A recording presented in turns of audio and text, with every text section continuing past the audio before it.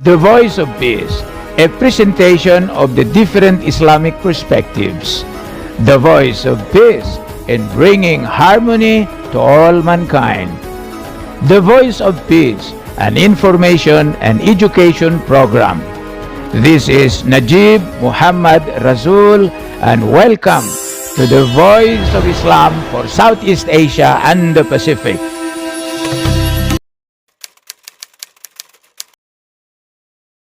Bismillahirrahmanirrahim. Alhamdulillahi Rabbil Alamin. Wassalatu wassalamu ashrafil mursalin. Sayyidina Muhammad Tayyibin at-Tahirin. Amma ba'd. Ya ayuhal ikhwah.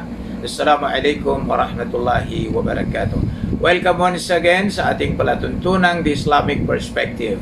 Today, we're going to take up a very serious issue. And this has something to do with the nuclear issue. The world is being threatened. Our safety, our security, our stability, and even our survival. The very survival of the human species is threatened by the nuclear arsenals of the different countries. When we speak of nuclear arsenals, countries, there are countries, superpowers at that, possess these nuclear armaments. Russia has more than 8,000 nuclear warheads. United States has also more than 5,000 nuclear warheads, followed by China, undetermined today. We don't know how many they have. And of course, obviously, India. We do not know also the figure.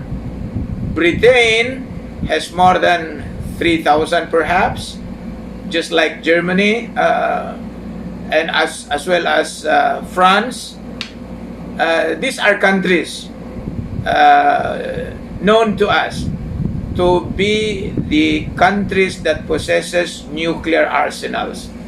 And other countries followed, like Pakistan, for example, like Israel, like South Africa, and maybe there are some other countries who possess, but they do it in secrecy. North Korea, for example. Who knows? Maybe Japan. Who knows? So, our security is actually being threatened. Our stability, the stability in the region, in many regions of the world. So we pose that question. Are we really into it? Two countries, superpowers at that, really have the intention to incinerate each other? This is the question that we have to pose. Russia recently had developed a hypersonic missiles at a staggering speed of Mach 27. Can you imagine? 27 times surpassing the sound barrier. And they have alleged that they have the privilege of the first strike. In Russia, people do emergency exercises for a possible nuclear strike. They did it more than a year ago, and even a few months back. In case there will be a nuclear strike, everybody in cities, in urban areas, has to go to a shelter, bunkers, which they call nuclear bunkers. And this is the ground or the coverings for their safety. Everybody has to run to these nuclear bunkers for a certain number of minutes, just minutes, not even hours. In the United States, they were also doing the same preparation for a possible nuclear strike. But for smaller countries like our countries in Southeast Asia, we're not ready for that. Even though we anticipated that there will be a false flag a possible mistake, or maybe an uncalculated move by a certain country in striking another country, which would trigger a nuclear global holocaust.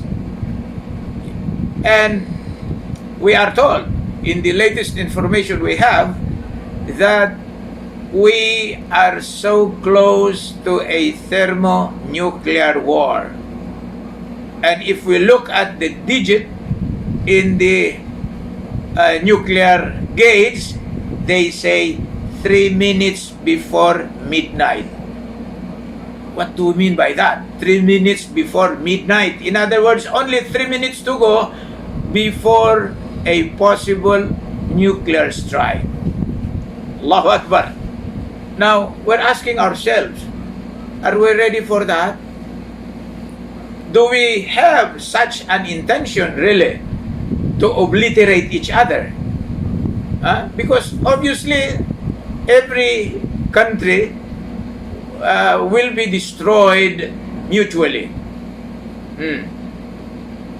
If Russia and China will have the capacity and capability to destroy the United States or the NATO allies, of course, NATO allies will also have the possibility. It's reciprocal. All right? It's a give and take. We can destroy you, you can destroy us. And what will be the implication of that? Who will suffer the most? It is the civilians, innocent civilians, the aged, the mothers, the innocent children. What is happening to us? As human beings, we should change our minds. We should emancipate beyond this craziness. I call it that way.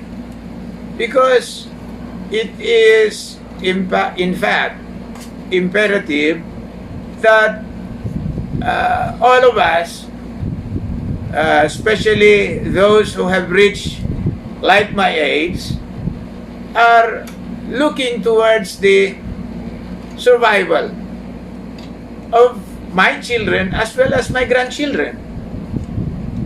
What will happen to them if a nuclear strike would start one after the other? What will happen to the planet Earth? This is the planet that we all live and we all share. Why should we go destroying our environment, each of our country, our people, the innocent ones? We have to wake up to our senses and start working together. And I'd like to appeal to our world leaders, starting with the United States. I hope President Joe Biden would reconsider its options.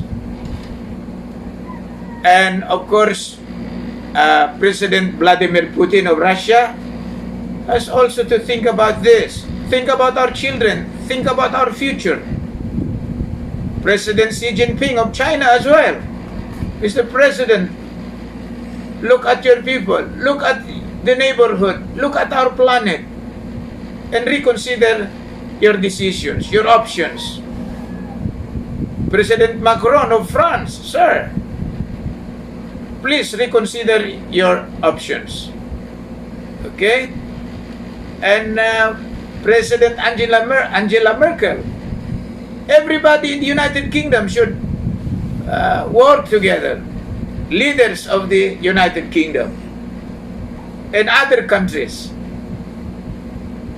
let us join our hands together to work for peace, to work for the survival of the human species. Remember that we were all created from one male and one female, and that all of us human beings, whether we like it or not, are brothers, because we all descended from one genus. This is planet Earth, whom we all live, whom we all exist, whom we all share. Let us do something. Look, my beard has grown gray. I had been in this field of educating and informing our people for the last 40 years. I could have retired. But seeing the situation, a precarious situation, a very dangerous one, if we will not speak, if we will not do something, evil and destruction will start it will start to proliferate. It will overcome the world because there are good men who did nothing. It's time for us to emancipate beyond our colors, beyond our race, beyond our national tendencies, to be very serious about the situation and start working together for the unity of mankind, for the for the salvation of humanity, for world peace. We are all brothers. We're all human beings. So I'm appealing to everybody, especially every military in the North Atlantic Treaty Organization, the Warsaw Pact, and the other pact, wherever you are in the world. And I would encourage to come up with a summit on the nuclear issue so that we would be able to ease the tension. We would be able to work closely, hand in hand, through the Security Council, through the United Nations, so that the world will become peaceful. Remember, this is a beautiful place to live. The only world, the only planet we have. Let us work together for peace for the entire human race. Thank you so much. May Allah subhanahu wa ta'ala, God Almighty, bless us all, guide us all to the right path, and admit us all in the gardens of eternity. Maraming salamat po. Assalamualaikum warahmatullahi wabarakatuh.